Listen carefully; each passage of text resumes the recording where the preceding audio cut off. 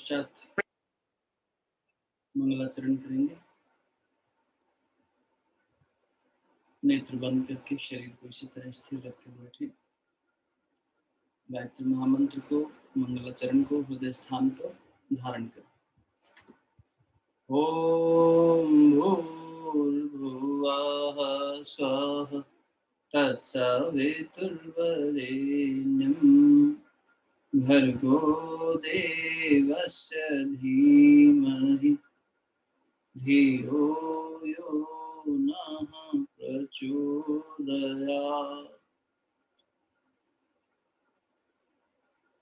मंगलाचरण। मंगलाचरण के मंत्रों को उनके साथ गति कीजिएगा, मन को उन पर स्थापित करके उन्हें धारण कीजिएगा, तो वो अपना भाव खोलेंगे आपके लिए।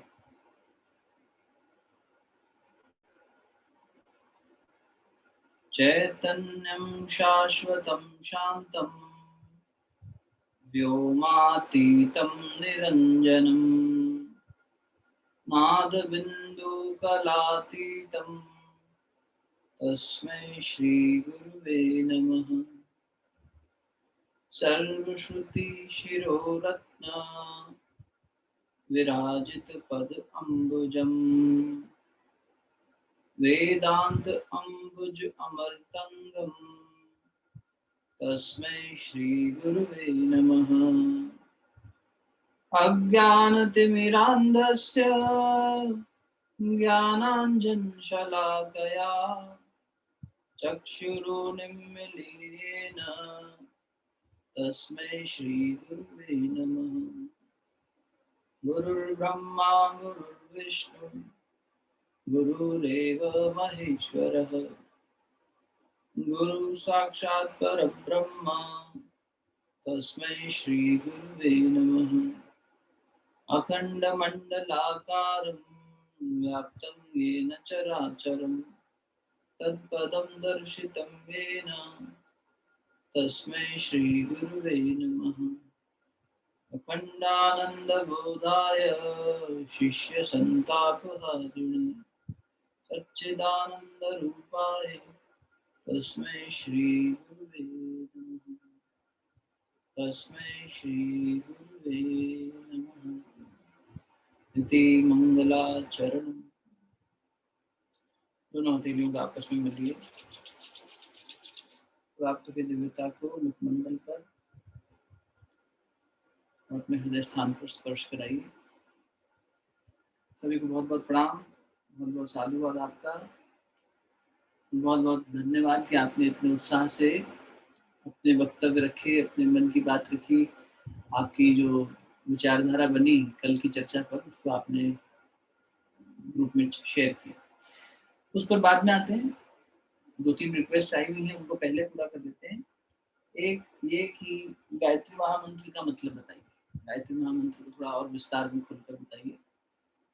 प्रश्न मुश्किल है क्योंकि सृष्टि के बीज मंत्र के बारे में, महामंत्र के बारे में, जिस मंत्र से सृष्टि का उद्गम हुआ उसके बारे में प्रश्न पूछा गया है, तो इतना अथाह उसका सागर है, प्रयास करेंगे कि आपकी भावना के साथ न्याय कर पाए। दूसरा ये आया कि मंगलाचरण जो कल गाया था, वो मंगलाचरण की थोड़ी इस पर व्याख्या हो, क्योंकि मंगलाचरण हर बार गाएंगे रोज उसकी शुरुआत में, तो उसका भाव भी और अच्छे से समझ में आ जाए। कुछ श्लोक तो लगभग जैसे गुरु ब्रह्मा गुरु विष्णु, इनके मायने थोड़े से समझ में आते हैं और पहले से सुना हुआ है, लेकिन बाकियों के भी थोड़े से उस पर प्रकाश डालने। तीसरी जो निवेदन था वो ग्रुप पे किया गया है कि शायद कि स्वाध्याय में समय थोड़ा ज़्यादा दिया जाए, क्योंकि स्वाध्याय से बहुत लाभ मिल रहा है और उसमें रुचि आ रही है, उससे स्पष्टता मिल रही है विचार को, इसलिए उसमें थोड़ा समय ज़्यादा दिया जाए। तो त्राटक मिला के अगर हम 40-50 मिनट बैठ जाएं तो अच्छा हो जाएगा, मुझे भी ऐसा लगता है। बाकी यदि किसी को बहुत लेट हो तो आप भी अपनी बात रख सकते हैं कि नहीं काफ़ी लेट हो जाता है, तो वैसा कुछ कर लें। गायत्री महामंत्र से शुरू करते हैं। किसी भी मंत्र को मंत्र तब कहते हैं, मंत्र की परिभाषा हमारे शास्त्रों के हिसाब से है, मननात् त्रायते इति मंत्र। जो मन को त्राण करता हो, मन को प्राण देता हो, मन को नवजीवन देता हो, मन को नई दिशा नया उल्लास देता हो, मन को उसके कषाय कल्मषों से, उसके बोझ से मुक्त करता हो, संस्कारों के बोझ से, उसे मंत्र कहते हैं। मंत्री शब्द, मंत्र शब्द मिलता जुलता है। मंत्री बोलते हैं एडवाइजर को। राजा के मंत्री हुआ करते थे। मंत्री का काम होता था राजा को सही सलाह देना, और वही मंत्री अगर बदमाश निकले और ऑपोजिशन के साथ मिल जाए, वो दंडता करे, प्रजा का ख्याल ना रखे, राजा को सही सलाह न दे और अपने वेस्टेड इंटरेस्ट पूरे करने लगे, तो चौपट राजा, वही वाली बात है ना। सब कुछ राजपाट चौपट हो जाएगा। क्यों? राजा जो एडवाइस लेने वाला व्यक्ति था, मंत्री, उससे धोखा खा रहा है। हम अपने जीवन के राजा हैं, बिल्कुल हैं, परमात्मा के बच्चे हैं। हमारे साथ भी एक मंत्री है, एक एडवाइजर है जो हमारे साथ भेजा गया है। उस एडवाइजर को जब हम कंट्रोल करना, उससे हेल्प लेना, उससे सही सलाह लेना भूल जाते हैं और उससे उद्दंडता करने पर छूट दे देते हैं, वही मंत्री, वही हमारा मन बदमाश हो जाता है, भटक जाता है। कभी कभी बदमाश नहीं होता लेकिन थक जाता है, हम उसका ठीक से ख्याल नहीं रखते, हम उससे उसके ऊपर संस्कारों का बोझ इतना डाल देते हैं, या वो यूँ कह लो कि इतना राग द्वेष के बंधनों में बंध जाता है, उसमें अहंकार आ जाता है, उसमें द्वेष की भावना आ जाती है, ममता की भावना आ जाती है। ऐसी चीज़ें जो उसे बाँध दें, ऐसी चीज़ें उसमें आने से वो थक जाता है। तो दूसरे का बुरा तो नहीं करता लेकिन अपनी थकान से अपना भला भी नहीं कर पाता। ऐसी स्थिति भी आती है मनुष्य की। तो इस मंत्री को जो नया प्राण दे दे, इस मंत्री को जो बिल्कुल साफ-सुथरा कर दे, इस मंत्री को ग्लूकोज़ जो चढ़ा दे, यूँ समझ लो, तो वो कौन है? बोले वो मंत्र है। हुँ? मन की मैल को धोने वाला साबुन। गुरुदेव कहते थे मंत्र रूपी साबुन से मन की मैल धो लो बेटा। तो ये मंत्री, मन, इसकी सफाई करने वाला जो टूल है वो है मंत्र। इसलिए मंत्र का बार-बार जब जप किया जाता है, बार-बार किसी चीज़ को रिपीट करते हैं तो उससे शक्ति पैदा होती है। डायनेमो घुमा के शक्ति पैदा करती है ना, मोटर चल पड़ती है, इंजन चल पड़ता है। बार-बार पृथ्वी अपनी एक्सिस पे घूम रही है और सूर्य के चारों तरफ ऑर्बिट में भी घूम रही है, तो उसके रोटेशन और रिवोल्यूशन से सेंट्रीपिटल और सेंट्रीफ्यूगल फोर्स पैदा हुआ, ग्रेविटेशन की शक्ति पैदा हुई। ये उसके घुमाव की वजह से उसमें ऐसी शक्ति पैदा हो गई। किसी भी चीज़ को जब आप बार-बार दोहराते हैं, जिसे हम जप करना कहते हैं, रिसाइटेशन, तो रेगुलर रिपीटेशन से, बार-बार उस बात को दोहराने से हमारे भीतर में जो सूक्ष्म ऊर्जा के केंद्र हैं वो खुलने लगते हैं, और हर मंत्र अलग-अलग ऊर्जा केंद्रों को खोलता है। जो मंत्र जितने ऊर्जा केंद्रों को खोलने में सक्षम होता है, वो उतना ही महान होता है। इसलिए कुछ मंत्रों को महामंत्र कहा गया। महामृत्युंजय मंत्र, गायत्री महामंत्र। महामंत्र की संज्ञा क्यों दी?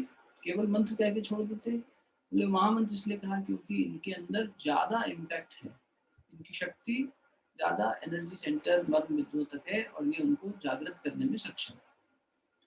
जब मनोमय कोश पर करेंगे ना चिंतन, तो और खोलेंगे मंत्र को। पर अभी भी प्रश्न आया तो अच्छी बात है, शुरू से ही समझ लेना चाहिए। तो मननात् त्रायते इति मंत्रः।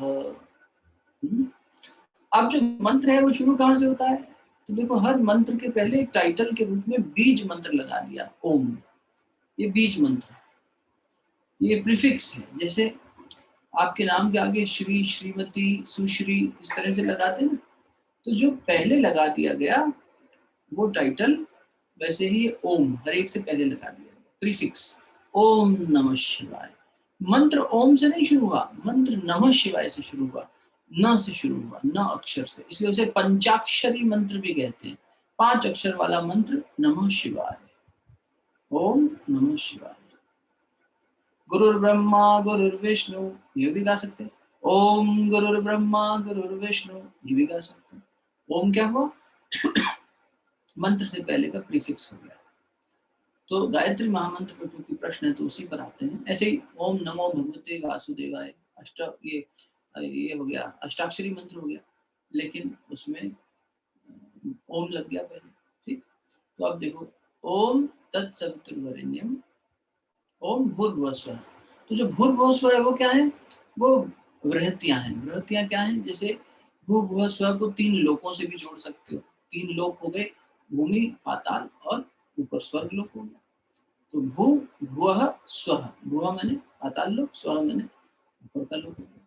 3 शरीर भी कह सकते हैं, स्थूल शरीर, सूक्ष्म शरीर, कारण शरीर, फिजिकल बॉडी। इन 3 शरीरों में पंचकोश है, इसलिए जब शांति पाठ भी करते हैं तो ओम शांति शांति शांति 3 बार करते हैं। 3 का महत्व है। 3 शक्तियां ब्रह्मा विष्णु महेश की या उनकी लक्ष्मी सरस्वती दुर्गा की, इस तरह से शक्तियों को भी 3 रूप में बांटा है। गायत्री भी त्रिपदा है, 3 पदों वाली। ये जो मंत्र है इसके 3 पद हैं, इसमें 9 शब्द हैं, 24 अक्षर हैं। तो उससे पहले लगा ये, इसे वृहतियां कहते हैं। वृहतियां माने 3 डिग्रीज हैं, 3 रेंज हैं जिनको यहाँ पर ऋषि ने एड्रेस किया। ठीक, कि इन तीनों लोकों में जिसकी रीच है उस मंत्र को हम कहने जा रहे हैं। तो ओम भूर्भुवः स्वः, यहाँ तक गायत्री महामंत्र शुरू नहीं हुआ, वो उससे बाद में शुरू हुआ। कहाँ से शुरू हुआ? बोले तत्सवितुर्वरेण्यम भर्गो देवस्य धीमहि धियो यो नः प्रचोदयात्। तत् माने दैट, वो। ठाकुर रामकृष्ण परमहंस का जीवन और पूज्य गुरुदेव का पिछला जन्म, उसमें उन्होंने कहा कि बेटा मैंने, और उन्होंने करके भी दिखाया, कहा ही नहीं, उन्होंने ईसाई धर्म का पालन किया ठाकुर रामकृष्ण परमहंस। तो 3 दिन में उन्हें ईसा मसीह के दर्शन हो गए और दिखा कि ऊपर जाके सब प्रकाश ही प्रकाश, और ईसा उन्हीं में मिल गए।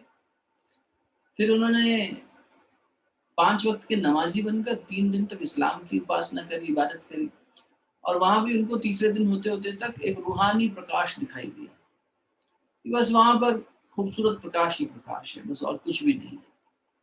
ये नूर है खुदा का, जिसे अपन यूं कह सकते हैं।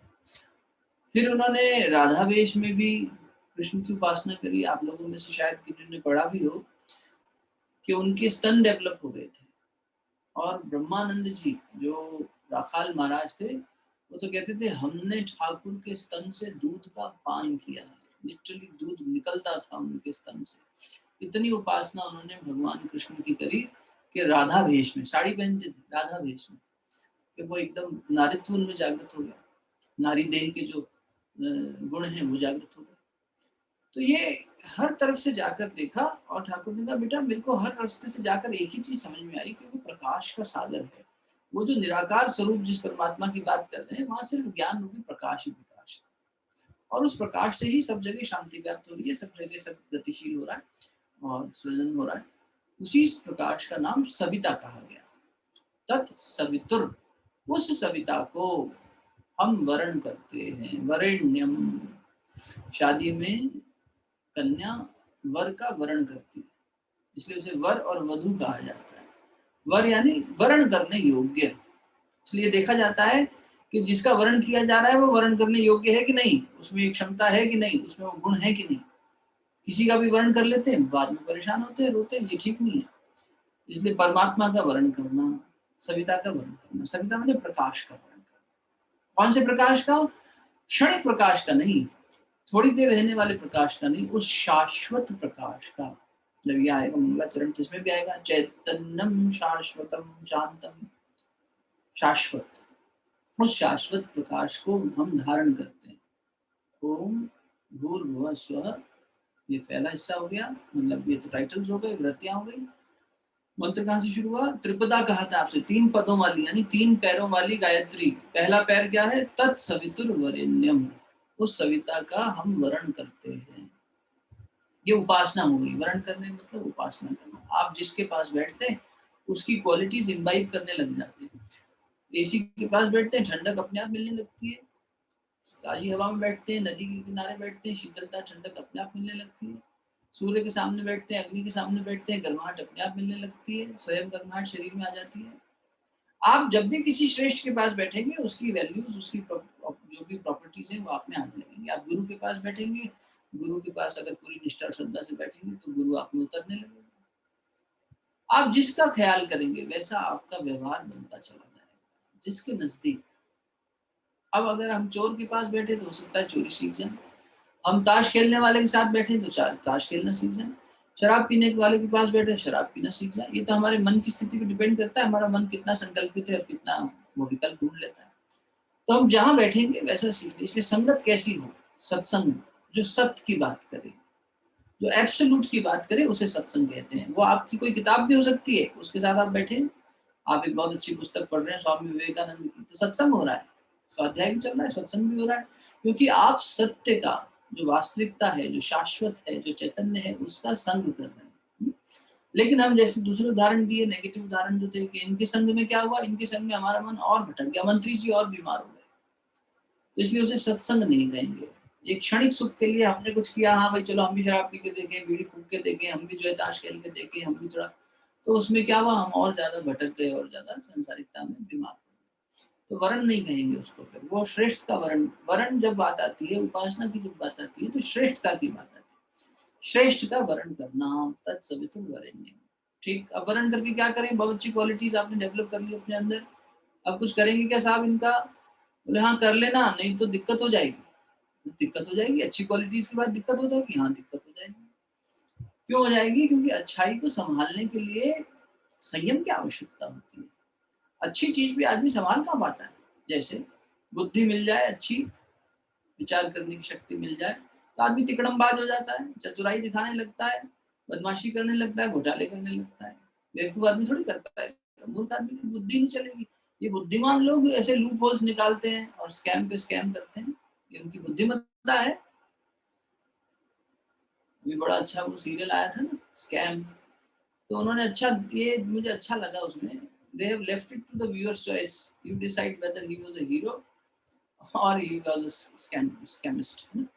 तो अब वो पत्रकार की दृष्टि से था कि नहीं, ये तो पब्लिक का पैसा खराब कर रहे हैं, इसलिए ये चोर है, गलत काम कर रहे हैं, एक्सपोज करना चाहिए। नहीं तो वो तो अपने आप को मसीहा ही समझता था, हर्षद मेहता। तो क्या कहने की बात है कि वर्ण करने के बाद में शक्ति जब आई, शक्ति को अगर संभालना नहीं आया तो दिक्कत पैदा हो जाएगी। आपने बहुत अच्छी मिठाई खाई, देसी घी की खाई, आपने बहुत रबड़ी खाई, अगर आपने कसरत नहीं करी तो रबड़ी अपच कर देगी, शरीर परेशान हो जाएगा, है ना। तो अच्छी चीज का सेवन करने के बाद भी उसे संभालना आना चाहिए। आप बहुत अच्छी चीज लाते हो, उसको संभाल के नहीं रखोगे, खराब हो जाएगी। उसे संभालना दूसरी चीज हो गई, साधना, दूसरा कदम उपासना, साधना। साधना माने चीजों को साध लेना, संयमित कर लेना, संभाल लेना। अरे भाई संभाल लेना, देखो सर्दियां आ गई हैं, जो पुराने कपड़े मतलब ये ठंडक वाले हैं, उनको बाहर निकाल के धूप दिखा लेना। अच्छा अब सर्दियां चली गई, उनको अंदर संभाल के रख लेना। ये क्या कह रही है माँ, माँ कह रही है बेटा देखना, साधना कर लेना, थोड़ा साध लेना, थोड़ा समय साध लेना, थोड़ा विचार साध लेना और चीज संभाल के रख लेना, जो है उसे संभाल लेना। नए का वर्ण करोगे, पुराना नहीं संभला तो भी दिक्कत, और नया वर्ण नहीं जो किया वो भी नहीं संभाला तो भी दिक्कत। तो इसलिए साधना आवश्यक है। तो साधना के लिए क्या शब्द चुने ऋषि ने, देखो विश्वामित्र जी ने कितना सुंदर काम किया, हम लोगों तक गायत्री महामंत्र पहुंचा दिया। था तो उनसे पहले भी, इसलिए गायत्री महामंत्र के हर मंत्र का एक ऋषि होता है, एक अधिष्ठाता होता है। अधिष्ठाता मैंने कौन सा देवी या देवता, जैसे क्या है, सिंपल सी बात है, मंत्र का मतलब ये हुआ, जैसे इस मीटिंग को ज्वाइन करने के लिए आपके पास में एक आईडी है, एक पासवर्ड है, आप उसे ज्वाइन, या एक लिंक है, उसे आप क्लिक करते हैं, तब आप ये मीटिंग ज्वाइन कर पाते हैं। अगर आपके पास वो ना हो साहब, तो आप परेशान होगे ना, आप हाथ पैर मारोगे, कहाँ जाए भाई, कैसे कैसे एक्सेस करें, समझ नहीं आ रहा। कितना भी अच्छा नेटवर्क क्यों ना हो, ऐसे ही आपको तो ये एड्रेस है, आपको कहीं चिट्ठी भेजनी होती है, आप ईमेल भेजनी होती है, मेल आईडी होना चाहिए आपके पास, फोन लगाना होता है तो नंबर होना चाहिए आपके पास, उसका प्रॉपर कोड होना चाहिए। तो ये कोड है, ये मंत्र क्या है, ये कोडेड एक सेट हैं, जिनको जब हम लोग डिकोड करते हैं तो वो अपनी एक शक्ति प्रकट करते हैं, उसको जब फीड करते हैं तो उस शक्ति से आप जुड़ जाते हैं। तो गायत्री महामंत्र कौन सी शक्ति से जोड़ेगा, तो बोले सूर्य की शक्ति से जोड़ देगा। सूर्य भी, ये सूर्य नहीं, ये तो प्रतीक है, हमारे सौर मंडल के अधिष्ठाता तो ये हैं, लेकिन ये भी कहीं से प्रकाशित हो रहा है। ऋषि का चिंतन वो है, विज्ञान का चिंतन तो सिर्फ अभी तक इतना ही है कि सूर्य के प्रकाश से चंद्रमा प्रकाशित होता है, लेकिन सूर्य किससे प्रकाशित होता है, तो बोल रहे वो अपने आप उसमें गैसेस का, हीलियम है, नाइट्रोजन है, हाइड्रोजन है, ये सब चीजें चलती रहती है। लेकिन ऋषि क्या कह रहे हैं, ये भी कहीं से प्रकाशित हो रहा है। इस सौर मंडल में 2 खरब से ज्यादा सूर्य हैं, तो नासा भी मान चुका है। और इतने सौर मंडल होने के पीछे भी कोई शक्ति है जो उसे संचालित कर रही है, उस शक्ति की बात कर रहे हैं। सिर्फ यहीं तक नहीं रुक रहे, एकदम छोर तक जा रहे हैं, जहां वैसे तो ना तो कोई छोर ही नहीं है ना, परमात्मा का क्या छोर, ना कोई आदि ना अंत, लेकिन जहां से भी उद्गम है तत्, तुम जहां भी हो, ही है ना शी है, कोई जेंडर में नहीं किया, परमात्मा सत्ता, वेदांत की भाषा है गायत्री महामंत्र में। ऐसा नहीं है कि वो बांसुरी वाले हम तुम्हें कहते हैं, वो दुर्गा शेर पे बैठी हुई सिंह वाहिनी तुमसे कहते हैं, नहीं ऐसा नहीं कह रहे, परमात्मा को किसी स्वरूप में नहीं बांट रहे। हम ये कह रहे हैं कि वो उससे पीछे जो सविता का तेज जहाँ से आ रहा है, जो ठाकुर ने अपनी अनुभूति में बताया, उस सोर्स को कह रहे हैं कि हम आपका वर्णन करते हैं। यही शांति पाठ में कहते हैं, ओम देव शांति अंतरिक्ष गंग शांति। वो जो शांति है जो उस द्विज लोक में है, जहाँ से पूरे ब्रह्मांड में शांति प्रसारित हो रही है, सविता प्रसारित हो रहा है, उस शक्ति से कहते हैं कि हमें शांति प्रदान करें। तो जब प्रदान करें तो उसे धारण करने के बाद बचाना आना चाहिए, उसे साधना कहा। तत्सवितुर्वरेण्यम भर्गो देवस्य धीमहि। ये जो हमारे अंदर उतरा है ज्ञान प्रकाश, ये प्रकाश हमारे अंदर के तमस को जला दे, नहीं तो हम संभाल नहीं पाएंगे। जहाँ प्रकाश है वहाँ अंधकार तो रह ही नहीं सकता। तो हमारे भीतर के कषाय कल्मश, टॉक्सिन्स, मेंटल टॉक्सिन्स, इम्प्रिंट, संस्कार, जो भी नाम ले लो, वो धुल जाए। ठीक है ना। भर्ग, भर्ग मैंने जला देना, भृग, भृग अग्नि। तो मुझे मेरे अंदर के भीतर के इसको जला दो, मेरा जो पुराना मैं है उसे जला दो, इसी शरीर में नया जीवन दे दो। इसलिए गायत्री शब्द का 2 अक्षरों से मिलकर बना है, गय और त्रय। त्रय मैंने त्राण, गय मैंने प्राण। प्राणों का त्राण करने वाली शक्ति को गायत्री कहते हैं। अब ये पुराना प्राण या तो मरने के बाद छूट सकता है, या गायत्री की उपासना से अभी छूट सकता है। मुझे मरने की जरूरत ही नहीं है, वहां तक पहुंचने की आवश्यकता ही नहीं है, उससे पहले ही मैं अपने शरीर में नई चेतना का जागरण कर सकता हूँ, बिल्कुल कर सकता हूँ। तो ये पंचकोश की साधना क्या है, उसी तो जागरण की तरफ बढ़ रहे हैं ना अपन। इस एक साधनात्मक प्रारूप के अंदर हम उस जगह तक पहुंचे, दिव्य प्रकाश। तो भर्गो देवस्य धीमहि। तो जब अंदर सब पुराना जल जाएगा, अंदर प्रकाश रह जाएगा, तो क्या बचा फिर? प्रकाश माने देवत्व।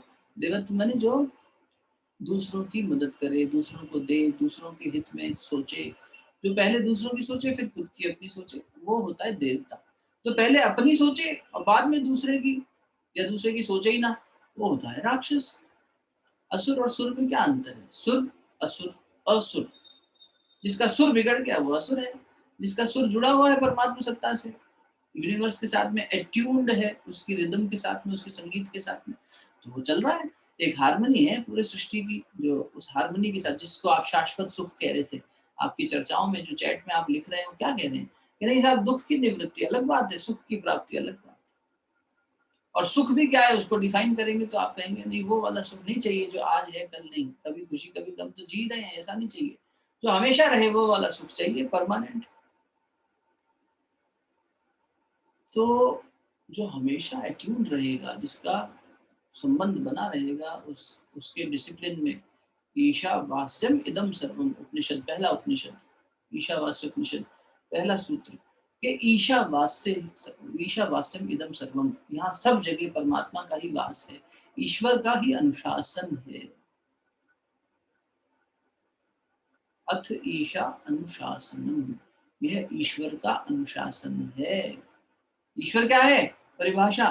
तो बोले ईश्वर अनुशासन का नाम है, एक डिसिप्लिन है कि धरती एक तेज प्लेनेट है जो उड़ रहा है, घूम रहा है, पर हम स्थिर बैठे हैं, डिसिप्लिन है उसका। हम डोल नहीं रहे, ऐसा इतना जोर जोर से घूम रहे हैं, झूले पे बैठेंगे हमें चक्कर आ जाएंगे, ये डिसिप्लिन। ठीक है। तो तत्सवितुर्वरेण्यम, अभी बाकी है योगी नहीं, बहुत लंबा पूरा ग्रंथ है ये तो। मतलब गायत्री महामंत्र की व्याख्या तो गुरुदेव ने गायत्री महाविज्ञान नाम की एक पूरी पुस्तक लिख डाली। महाविज्ञान, विज्ञान से भी ऊपर ग्रंथ है पूरा अपने आप में, वो वेद की तरह। तो बहुत छोटी सी में समझाने का प्रयास कर रहे हैं। दूसरा पद हुआ भर्गो देवस्य धीमहि, हमारे अंदर देवत्व का जागरण हो जाए, अच्छाई का जागरण हो जाए, बुराई चली जाए। और फिर क्या हो जाए? तो बोले भर्गो देवस्य धीमहि, धी मने बुद्धि, धीमहि मेरी बुद्धि में देवत्व का जागरण हो जाए। बुद्धि निर्णय करने का काम करती है, बुद्धि एनालिसिस करने का काम करती है, विश्लेषण करना और निर्णय लेना, दो फैकल्टी जो काम है ये इस फैकल्टी के हैं। कौन सी फैकल्टी? इंटेलेक्ट, बुद्धि। ये बुद्धि जो है ये जब गड़बड़ा जाती है तब दिक्कत होती है। दुर्योधन से विदुर ने पूछा, तुम भी उसी स्कूल में गए जिसमें पांडव गए, तो तुम इतना अलग क्यों हो? तो दुर्योधन ने बड़ा सुंदर उत्तर दिया जो हम सब के जीवन पर अप्लाई करता है। वो ये कि जानापि धर्मम न च मेव प्रवृत्ति। ये चाचा, मुझे मालूम है कि धर्म क्या है, सही क्या है। धर्म में सही, कल बात हुई थी मनुष्य के 4 पुरुषार्थ, धर्म अर्थ काम मोक्ष। मुझे पता है सही क्या है, लेकिन सही पर चलने की मेरी प्रवृत्ति नहीं है। मेरी प्रवृत्ति नहीं है, मेरी इच्छा नहीं होती। प्रवृत्ति माने माई टेंडेंसी। ग्रंथ की जब परिभाषा आई थी सबसे पहले उसमें, तो क्या था कि जो अलौकिक उद्देश्य में प्रवृत्त कर दे, ऐसे शब्दों के संचय को ग्रंथ कहते हैं। ये परिभाषा थी ना, जो अलौकिक उद्देश्य में प्रवृत्त कर दे वो ग्रंथ है। अलौकिक उद्देश्येन प्रवृत्त्या शब्द संग्रह ग्रंथ। ऐसे संग्रह को, ऐसे शब्दों के सामुच्चय को ग्रंथ कहते हैं, किताब नहीं कहते। तो प्रवृत्ति, अगर मेरी प्रवृत्ति नहीं है, सही तो पता है, मुझे भी पता है सही क्या है गलत क्या है, आपको भी पता है सही क्या है गलत क्या है, सबसे पूछो अपने घर में भी जाके, सबको पता है सही क्या है गलत क्या है। भैया जल्दी सोना चाहिए, जल्दी जागना चाहिए, early to bed early to rise, बचपन से पढ़ा है, makes a man healthy wealthy wise, man women सब, लेकिन फिर भी नहीं हो रहा, क्यों? नचमेव प्रवृत्ति, हमारी प्रवृत्ति नहीं है, हमारी प्रवृत्ति आलस की है, हमें नहीं उठना। हमें पता है सेहत कैसे अच्छी हो सकती है, लेकिन हम तो गोली खा के कर लेंगे, हम परहेज नहीं करेंगे। हमारी जबान लपलपाती है, इंद्रियों का सुख चाहिए। जाना भी अधर्मम, मैं जानता हूँ अधर्म क्या है, गलत क्या है, नचमेव निवृत्ति, उससे छुटकारा नहीं हो रहा। भैया सिगरेट के डब्बे पे लिखा है मत पियो, मर जाओगे, कैंसर से बीमार हो जाओगे, पता है भैया, क्या नई बात बता रहे हो? बेचने वाला भी बता रहा है, पीने वाला भी बता रहा है, आप सलाह देके क्या कर लो? पर उसकी निवृत्ति नहीं हो रही, या तो उसका ये समाधान कहीं हो, ये गुरु की शक्ति है, फिर गुरु ही कर सकता है। फिर वो वहां पहुंचता है और निवृत्ति कर देता है। एक घटना याद आ गई बहुत समय बाद, किसी से शेयर ना हुई हो। आश्रम में थे तो एक हमारे वरिष्ठ बाबूजी, जो अब लगभग 80 वर्ष के होंगे, उन्होंने बताया कि बेटा हम, यहाँ पर एक स्थान है उत्तर प्रदेश में, पीलीभीत, पीलीभीत में उनकी शुगर की फैक्ट्री थी, और अपने गांव के सबसे समृद्ध व्यक्ति थे वो, उनके पिताजी, उनके भाई, उनकी माताजी, मतलब एक रुतबा था ठाकुरों जैसा, ठाकुर थे, श्री अगमवीर सिंह उनका नाम। और उनको इस सब में कोई विश्वास नहीं, और ये सब। तो उनकी जो पत्नी थी पुष्पा आंटी, हमारी पुष्पा माँ, वो भगत किस्म की एकदम, वो कैसे तैसे करके यहाँ शांति कुंज हरिद्वार आ गई एक बार, और उनका मन हो गया कि मेरे पति भी कभी आए। पति का जीवन शैली ठाकुरों वाला, बंदूक कंधे पे, शुगर की फैक्ट्री, कोई आ जाए तो खाली हाथ ना जाए, एकदम बिल्कुल मूंछों पे ताव वाला हिसाब, नॉन वेज रोज बनना घर में, रोज खाना, और मंदिर नहीं जाना, कोई ऐसा कोई उनका उपासना क्रम नहीं, बिल्कुल। उनकी माँ भी बहुत बड़ी साधिका, पत्नी भी अच्छी भक्त, लेकिन इनका बिल्कुल ठाकुरों वाला अंदाज। एक बार बहुत जिद करने पर, माँ और बेटी बहू के कहने पर, मतलब पत्नी के कहने पर, ये आ गए। गुरु की शक्ति आई, बात तो अचानक याद आ गई, पता नहीं कहाँ गुरुदेव ने चाहा होगा आपके साथ शेयर करें। तो उन्होंने बताया, बेटा मैं आया तो मैं दहलीज के अंदर नहीं गया, मैंने कहा तुम लोग जाओ अपने गुरु जी से मिल लो, मुझे नहीं मिलना, मैं अपना नीचे यही टहल लूंगा। तो मैं दर्शन करने भी नहीं गया, पहली बात तो, क्योंकि लाइन में लगना हमारे लिए, हमारी उससे बाहर थी। हम किसी के आगे पंक्ति में लगे, लोग हमारे आगे लाइन लगा के खड़े होते हैं, हम कैसे खड़े होते हैं किसी बाबा जी के आगे? हमने तो मिलने ही नहीं गए। तो इन्होंने कहा अच्छा मत चलो, जिद नहीं करेंगे, आप आराम से टहलो, भोजन तो कर लोगे। वंदनीय माता जी कहा करती थी, माता जी हमारी प्यारी सी, वो कहती थी बेटा यहाँ आओ तो एक रात रुक के जाना, और एक वक्त तो कम से कम भोजन करके जाना, ज्यादा कर सको ज्यादा, नहीं तो एक वक्त का भोजन तो करके जाओ। किसी भी आप तीर्थ स्थान पर जाएं, सच्चा तीर्थ हो, गुरु का क्षेत्र हो, तब तपस्थली होनी चाहिए। सेल्फ प्रोक्लेम्ड गॉडमैन से हमारी बड़ी एलर्जी है, वहां की बात नहीं कर रहे। तो वो वहां पर जरूर प्रसाद ग्रहण करना चाहिए, कोशिश करनी चाहिए कि वहां का, क्योंकि तब का जो अन्न होता है ना, अन्न में कोश का अपन ये साधना कर रहे हैं। आई होप आप लोग अपने अन्न में कोश की साधना में बिल्कुल जो संकल्प लिया है उसमें चल रहे होंगे अच्छे से। मतलब हमें जीवन पहली बार चक्र का स्पंदन मूलाधार का फील हो रहा है, इतना ज्यादा जो पीछे कभी नहीं हुआ, तो परमात्मा कर रहा है। तो उन्होंने कहा बेटा हम गए नहीं मिलने, फिर हमारी पत्नी ने जिद करी, अच्छा आप भोजन ही कर लो एक बार। तो वहां पर भी वो नीचे नहीं बैठे, हम जमीन पे नहीं बैठेंगे, उनके लिए कुर्सी लगाई गई कि भाई ठाकुर साहब को ऊपर बिठा के खिला दो। खाना खाए और वो चले गए। और जाते समय कुछ ऐसी घटना घटी कि उनको बस से जाना पड़ा। तो बिल्कुल बेमन से बस से गए, उनकी गाड़ी नहीं चली, नहीं काम आई, तो वो बस से चले गए, क्योंकि उनको यहाँ रुकने का मन नहीं था बिल्कुल। तो वो अपनी पत्नी के साथ चल पड़े।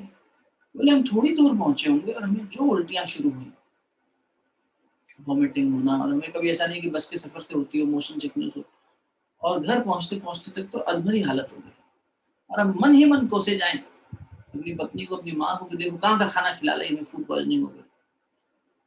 सो गए जब तो रात को बोले वही गुरुजी माता जी हमारे सपने में दिखाई दिए, और हमें ऐसा लगा कि वो कह रहे हैं बेटा तुम्हारे अंदर की सफाई कर रहे थे, सफाई हो गई, तुमने इतना सब ये मांस मुर्गा खाया था, अभी मांस मच्छी खत्म, अब नया जीवन, नया प्राण तुम्हारे शरीर में डाल दिया है, पुराना शरीर में से प्राण निकाल दिया, गए और त्रय, इसी शरीर में नया प्राण देने वाली शक्ति ये गुरु कर सकता है।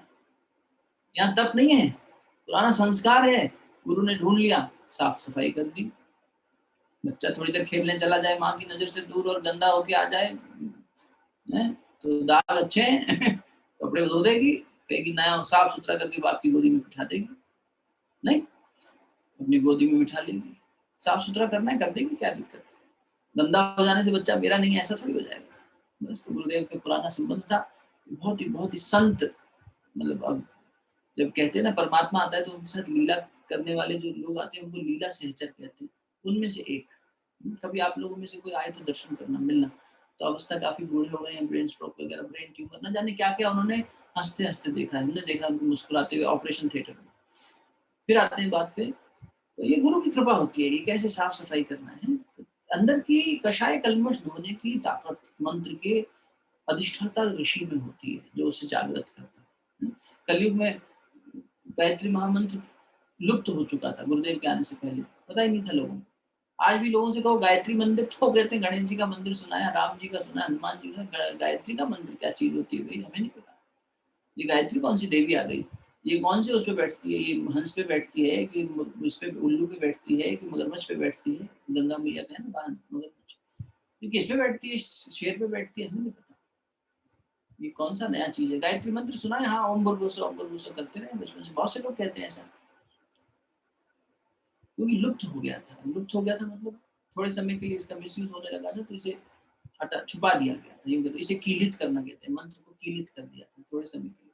गुरुदेव ने उसे जन जागरण तक पहुंचा दिया। अब देखो कैसेटों में बजता है, कभी लता मंगेशकर गा रही है, कभी अनुराधा पौडवाल गा रही है, सब जगह चल रहा है।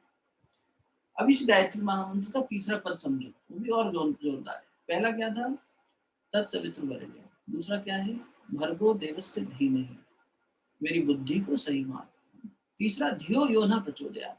अब यहाँ पे क्या प्रार्थना हो रही है, ये जो मेरी बुद्धि है अब ये नेक कार्य में भी लगे, इसे आराधना कहते हैं, उपासना साधना आराधना। उपासना मैंने पास बैठकर, उपासन उपासन उप आसन, आसन मैंने बैठना, उप मैंने नजदीक, पास बैठकर, उपनिषद निषद मैंने ज्ञान, उप मैंने नजदीक, पास बैठकर नजदीक बैठकर लिया हुआ ज्ञान उपनिषद कहलाता है, पास बैठकर वर्ण किए हुए गुण उपासना कहलाते हैं। साधना, उन गुणों को मैंने साध लिया, मुझे कोई अच्छी चीज मिली मैंने साधी, अब उसको कंट्रोल करना सीख लिया, डेवलप कंट्रोल। लेकिन अब मैं किसी को दूंगा नहीं तो क्या नुकसान नहीं हो जाएगा, बहुत अच्छी चीज भी अगर हम बांटे नहीं नुकसान नहीं। कोई भी चीज जो ठहरेगी, जो चीज ठहर गई वो सड़ेगी, उसमें स्टेगनेंसी आएगी, बांसी हो जाएगी, इसलिए उसे खराब मत कर लेना। अच्छाई भी खराब कर देती है इंसान को अगर वो बांटता नहीं तो, धन खराब कर देगा अगर संचय कर लिया तो, बर्बाद कर देगा जीवन को। नहीं संचय तो करना चाहिए बच्चों के लिए, फलाने बच्चे भी बिगड़ जाएंगे, क्यों, उन्हें संस्कार दे देते तो आपसे ज्यादा कमा लेते, अब हमारा हमारा लेके बैठे हैं तो वो बिल्कुल निकम्मे हो गए, बाप दादा का है ना, बाप दादा का, तो फिर क्या करना मेहनत करके, तो और निकम्मे हो गए और वासनाएं आ गई, बिना मेहनत के मिल गया तो इसलिए उसकी वैल्यू भी नहीं करी। तो आपके पास हो तब भी मत देना, उतना ही देना कि वो वैल्यू करना सीखें और अपना श्रम न छोड़ दें। तो आराधना क्या हुआ, आपके पास जो उपलब्ध है उसे आप बांटें, सेवा, आराधना में सेवा। क्यों बांटे, हम नहीं बांटेंगे तो एक तो खराब हो जाएगा, दूसरा बांटने से ये समझ में आएगा कि आपकी साधना कितनी सधी। जब आप सेवा करने जाते हैं तो सेवा के साथ में आदमी में मान का जो है ना ये भाव जाता नहीं जल्दी से। गुरुदेव कहते थे 3 प्रकार की एषणाएं होती हैं बेटा, एषणा मैंने इच्छा, एक होती है पुत्रेषणा या संतान की प्राप्ति की इच्छा, पुत्र पुत्री, दूसरी होती है वित्तेषणा, पैसे की इच्छा, वित्त मैंने पैसा फाइनेंस, और तीसरी होती है लोकेशना, लोक सम्मान, लोग मेरी वाहवाही करें, प्रशंसा करें, I should be noticed, I should be praised and respected, admired. ये उसकी इच्छाएं हैं 3। और इन 3 मूल इच्छाओं में से भी मनुष्य 2 में तो वैसे भी कोशिश करे ना, बहुत मेहनत करे तो 2 तो कम कर ले जाएगा। कौन सी?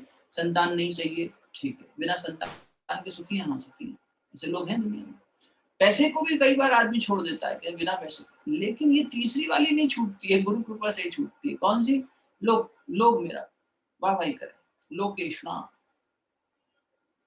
एक सज्जन से हम मिले, ऐसे चर्चा चल रही थी, जीवन का लक्ष्य क्या है। हम लोग करेंगे सब चर्चा, इसमें आएगी सब, पूरा ग्रंथ ही उसी पे। आशा है आप धैर्य बनाए रखेंगे ग्रंथ पूरा पता नहीं कब होगा, वो होगा, जब तक चलते रहेंगे हम लोग हैं।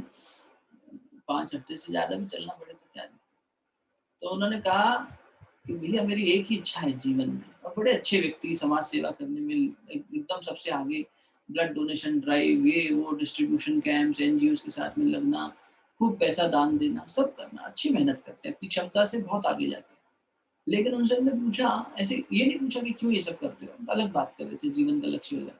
तो बोले मेरी एक इच्छा है। क्या इच्छा? एक ही इच्छा है भाई साहब, मैं जब मरूं ना तो 4-5 हजार आदमी पीछे चलना चाहिए कि ये आदमी गया, ये देखो, इसे लोकेशना कहते हैं। मरने के बाद भी लोग मेरी आरती करें, पूजा करें, मुझे याद करें, मेरा जुलूस निकले, मेरा जलसा हो, ये आदमी की एषणा है, लोकेशना। और उनको नहीं दोष दे रहे, ये हम सब का हाल है, कम ज्यादा सब में है। और कम ज्यादा क्या, जो बीमारी है तो है, दीमक चाहे थोड़ी लगी हो चाहे बुरी लगी हो, तो दीमक है, जड़ तो खाएगी। तो ऋषि चिंतन क्या कह रहा है? विश्वामित्र कह रहे हैं, हे सविता हम आपका वर्ण करते हैं, हे प्रकाश हम आपका वर्ण करते हैं। अब देखो वर्ण करने में भी गड़बड़ मामला क्या है हमारे साथ। आप कहीं गए बाजार, गुरुजी कहते थे बेटा तू मेरे पास घी मांगने आता है, शुद्ध घी, कि गुरुजी घी दे दो, और ऐसे कुर्ता आगे कर देता है कि गुरुजी ये आंचल में घी डाल दो। बेटा तेरा कुर्ता भी खराब हो जाएगा, मेरा घी भी बर्बाद जाएगा। अरे पात्र लेके आ, पात्र, पात्रता, मेरिटोक्रेसी, ऐसे नहीं मिलेगा।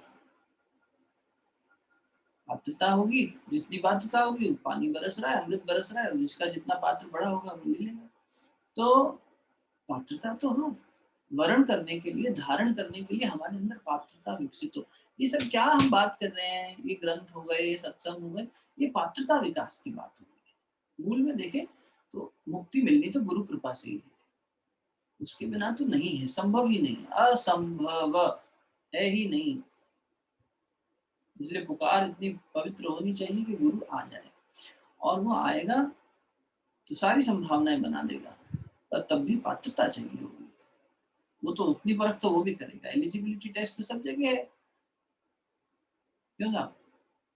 वही एक छोटी सी चीज भी आप लेने जाएंगे, कुछ तो मोल होना चाहिए, कुछ तो आपके व्यक्तित्व का दम होना चाहिए। वो उधार भी तब देगा जब आपको, आप पर विश्वास करेगा, आपके व्यक्तित्व को जान लेगा कि हाँ ये व्यक्ति धोखा नहीं देगा।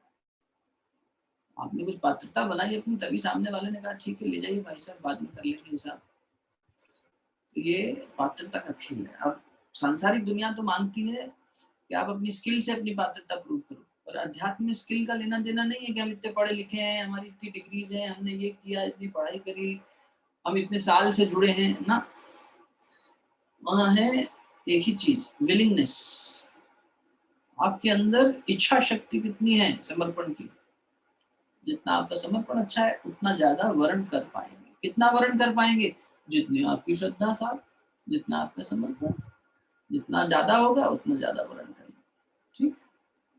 एक बार गायत्री महामंत्र साथ साथ करते हैं, इसका भावार्थ भी ले लो। भावार्थ में कहते हैं कि उस सुख स्वरूप, दुख नाशक, देव स्वरूप, पाप नाशक, श्रेष्ठ, तेजस्वी परमात्मा को हम अपनी अंतरात्मा में धारण करते हैं, और उससे प्रार्थना करते हैं कि हम सब की बुद्धि को, किसी एक की नहीं, हम सब की बुद्धि को श्रेष्ठ मार्ग पर आगे बढ़ाएं। तो ऋषि की प्रार्थना देखो कितनी ऊंची है। तो एक बार यहाँ से गायत्री महामंत्र बोलते हैं, अब आप आंख बंद करके उस भाव में, उस शब्द के साथ चल सके, अगर यहाँ तत् शब्द आए और आपका मन एक विराट समुद्र प्रकाश का देख सके, और उसका वर्ण कर रहा है, सविता का तेज आपके अंदर रहा है, दिख रहा है आपको कि ये विराट मेरे अंदर उतर रहा है। मेरी पात्रता छोटी हो भले, कोई बात नहीं, दिक्कत नहीं, आ तो रहा है, उतार में सच्चाई होगी तो आ जाएगा। मजे की बात है, फिर पात्रता भी वही दे देता है। वो क्या, थोड़ी सी देखो पात्रता, माँ, आप में से बहुत सारी हमारी बहनें माएँ हैं, और नहीं तो हम जो नहीं भी हो, उसने संतान रूप में तो ये अनुभव किया ही होगा कि बच्चा, छोटे बच्चे को ना, गोपा है 2.5 साल की, तो इसको कई बार गोपा ये चीज ला दो प्लीज, तो उसे सिखाने के लिए, और जैसे ही वो जाके लाएगा तो थोड़ी माँ बैठी रहेगी इंतजार करते कि हाँ वो पानी का गिलास भर के ला रहा है, बालक और इधर तक आ रहा है, वो तुरंत दौड़ेगी, अरे मैं तो इधर को सिखा रही थी और देख रही थी तेरे में विलिंगनेस कितनी है, पानी तो मैं भी उठ के पी सकती थी, मेरी प्यास तो मैं ही बुझा सकती थी, तेरी प्यास मैं बुझाती हूँ तो मैं खुद की तो बुझा ही सकती हूँ। गुरु ये थोड़ी देखता है कि आप उसके लिए कितने काम के हो, नहीं, तो विकास करने की दृष्टि से आपको एक अवसर प्रदान करता है, चुनौती देता है और फिर हल भी वही कर देता है। ये देखता है कि आपकी विलिंगनेस कितनी है, तो पात्रता भी देता है। तो बस वो आ रहा है, वर्ण कर रहा है, अंदर दिव्यता जाग रही है, सब कषाय कलमश दूर, अंधकार दूर। अब इस भाव से कल से जप करना, 3 माला भी नहीं कर पाओगे 1 घंटे में, क्योंकि एक एक इतना रम जाओगे ना, बैठ जाओगे वहीं ध्यान, कोई बात नहीं, 15 मिनट ध्यान कर लेंगे। जप और ध्यान, उपासना के 2 चरण, जप और ध्यान। गुरुदेव ने पुस्तक लिखी, 3000 से ज्यादा पुस्तकों में एक पुस्तक ये भी लिखी। 2 पैरों की सवारी है ना हमारी, किसी के नहीं हो 2 पैर तो वो 2 बैसाखी लेता है, 2 जरूरी है, पक्षी को 2 पंख जरूरी है। तो आपकी उपासना में जो 2 हैं टूल्स, वह क्या है, जप और ध्यान, ये उपासना को पूरा ले जाएंगे उड़ान भर के। तो इसी भाव से करना, ठीक। आओ एक बार कमर सीधी करके बैठो, दोनों हाथ गोद में रख लो, उस परमात्मा सत्ता को जिसे हम सविता कह रहे हैं, जिसे हम सूर्य कह रहे हैं, उसकी दिव्यता को हृदय स्थान पर धारण करेंगे, ठीक। ओम भूर्भुवः स्वः तत्सवितुर्वरेण्यं भर्गो देवस्य धीमहि धियो यो नः प्रचोदयात्। ॐ भूर्भुवः स्वः तत्सवितुर्वरेण्यं भर्गो देवस्य धीमहि धियो यो नः प्रचोदयात्। ॐ भूर्भुवः स्वः तत्सवितुर्वरेण्यं भर्गो देवस्य धीमहि धियो यो नः प्रचोदयात्। दोनों चिड़ियों का आपस में मिलो, प्राप्त हुई दिव्यता को मुखमंडल पर, हृदय स्थान पर स्पर्श करें। ये गायत्री महामंत्र था, इसकी क्या व्याख्या करें। शरीर के 24 अक्षरों पर, 24 स्थानों पर, 24 मर्म बिंदुओं पर इसके 24 अक्षर हैं, तो 23.5 पर 24 मान लेते हैं।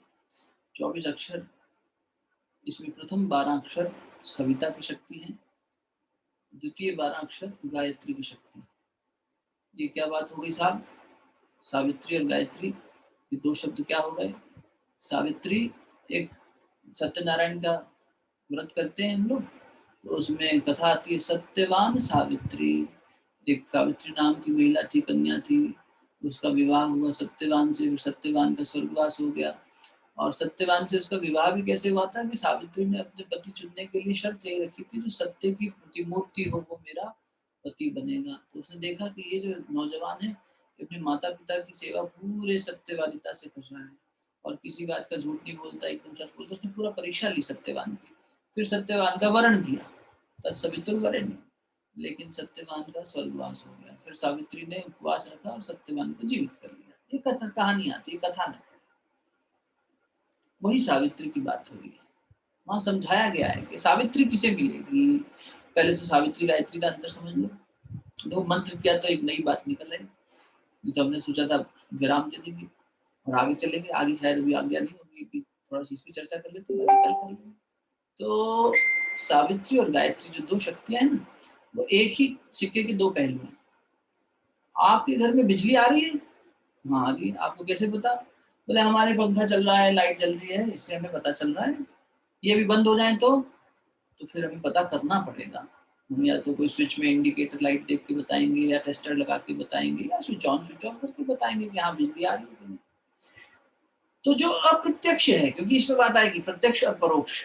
परोक्ष माने जो दिखाई नहीं दे रहा है, सटल रूप में उपस्थित है। परोक्ष है, बिजली की तारों में दौड़ रही है लेकिन दिखाई कहीं नहीं दे रही, पूरे घर में दौड़ रही है। अलग-अलग एप्लायंस तक जब हम पहुँचते हैं, तब हमें उसका प्राकट्य नज़र आता है। So we get to see that yes, the refrigerator is functioning. That means एक सर्टेन वोल्टेज पे ये वाइब्रेट कर रहा है, इतने रेजिस्टेंस की वोल्टेज ले रहा है, इसके अंदर इतनी ऊर्जा ये कंज्यूम कर रहा है। इसका मतलब कंज्यूम हो रहा है, इसका मतलब ऊर्जा चल रही है, पीछे से प्रवाह बना हुआ है। तो वो जो सूक्ष्म है वो गायत्री हो गई, जो प्रकट हो गया वो सावित्री हो गई। है तो मंत्र पूरा 24 अक्षर का है, गायत्री ही मंत्र है, लेकिन उसमें जो 12 अक्षर हैं जो प्रकट कर देते हैं खुद को, मतलब जो जैसे क्या हुआ, मंत्र, इसी मंत्र से पूरा ब्रह्मांड बना, बीज में से, एक बीज में से सब कुछ हुआ। तो जब ब्रह्मा का आदेश हुआ कि तप करो, उनको गायत्री महामंत्र सुनाई दिया तो उसका तप करने लगे। तप करना माने रिपीटेशन रिपीटेशन रिपीटेशन, तो उस ऊर्जा से वो बीज खिल उठा और उससे सारा कॉस्मोस बन गया। तो उसमें दो शक्तियां हुई ना, एक तो उसके पीछे संचालन करने वाली और एक जो प्रकट हो गई। तो जो प्रकट हो गई ये माया शक्ति, सावित्री शक्ति, सब दिखाई देने वाली, अच्छी बुरी नहीं कह रहे, बुरी नहीं है, उसी का प्राकट्य है, संसार परमात्मा का ही प्राकट्य है। ऐसा कैसे हो सकता है कि हम संसार को बुरा कहें और परमात्मा को अच्छा कहें? ऐसा नहीं है। किसी कलाकार से आप कहें आपकी कला बहुत बेकार है पर आप अच्छे हैं, तो वो हंसेगा, कहेगा मेरी कला ही तो मैं हूँ, है?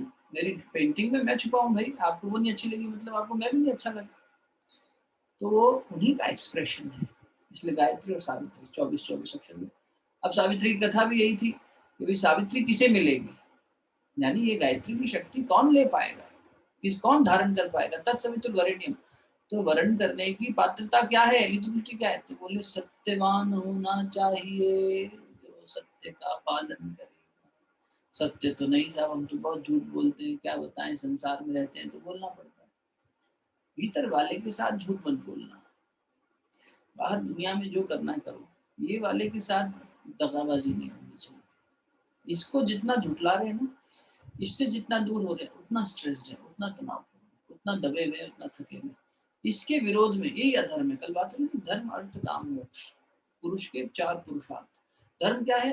अंतरात्मा को सुनना और उसकी बताई आवाज पर चलना। प्रयास तो करें। नहीं साहब नहीं चल सकते, अंतरात्मा तो कहती है सब छोड़ छाड़ के गंगा किनारे जाके बैठ जाएं, पर घर गृहस्थी है, क्या करें। आज किसी ने लिखा था ग्रुप में कि अध्यात्म तो है लेकिन अब इस सब में तो पड़ा रहना पड़ेगा, जिम्मेदारी निभानी पड़ेगी, कभी सुखी होंगे कभी दुखी होंगे, ऐसा कुछ भाव आया था किसी का। खैर, तो ये नहीं है, ये नहीं है। भीतर वाले के साथ न्याय करना, भीतर वाले की भी कुछ अभीप्सा है, वो भी कुछ कह रहा है, उसके साथ जो चल पड़ा और बाकी सबको अनसुना कर सके। बाकी सब बाहर का दुनिया नहीं है, अंदर का मन ही है, मन का ही शोर है, जो मन के शोर को समाप्त कर सके और अंदर वाले की आवाज सुन सके। The noise of mind versus the voice of soul और सेल्फ, जो भी कहना चाहो। तो भीतर वाले की आवाज, शाश्वत आवाज, शाश्वत सच्ची आवाज, उसको सुन सके। उसको सुनने के लिए आवश्यक है कि हम मन को शांत कर सकें।